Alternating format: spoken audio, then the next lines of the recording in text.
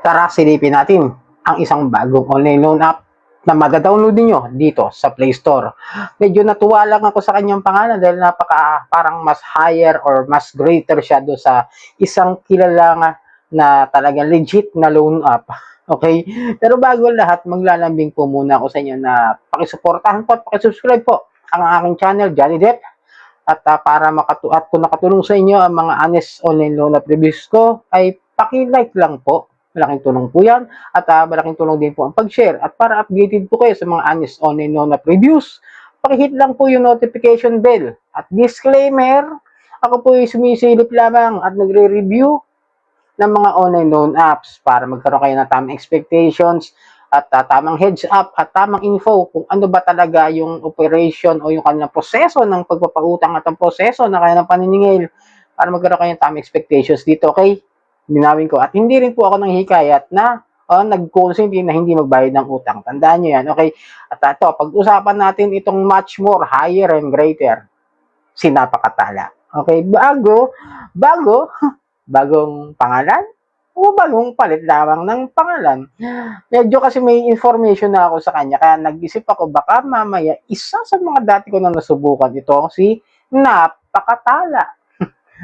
So, okay, meron daw akong maximum loan amount na 60,000 pesos at ang loan term is 180 days na mayroon siyang interest rate na 0.05% per day.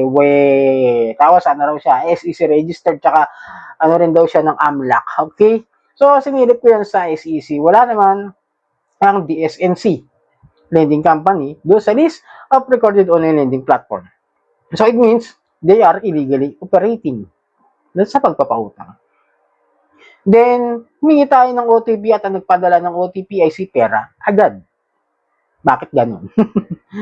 Siyempre, ibang mga lending company, may mga online loan app yan, pagkatapos, di rin pala rehistrado, at kahit sa lending company nila, wala pala talaga sila, at di sila nag-ooperate, pero yung DSNC, something like that, parang nasilip ko na meron naman, na registered, pero hindi ako sure kung talaga ba siyang nagpapautang in the physical. Okay, then, pasok tayo sa loan confirmation.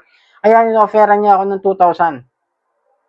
Sa loob daw ng loan term niya is 121 days. At ang aking babayaran sa first payment, o yung asing buong kabayaran ng first loan ko is 2,275. Wow, laki ha. 2,275 agad. Ang repayment niya is sa February 7. Ano ngayon? February 1. Okay. So, nairip ko, ayan, tapos, sabi niya is principal makukuha, principal na babayaran is 1,995. Sabi niya, do tago sa hati, o do sa pinaghating loan terms niya. Okay? Tapos, interest is 280. Tapos, ang principal, pagka sa susunod na payment, is 5 pesos. Tapos, meron siyang upfront service fee na 500 pesos, na which is, hindi buong makukuha yung 2,000 na yon, magiging 1,500 na lamang. Tapos, in just 7 days, babalik mo siya ng 2,275. Na nakakalungkot lang na halos talagang 40% yung kanyang tubo in just 7 days. So, ayan, sinintay ko siya, no? Tinry ko siya. Wala. Reject.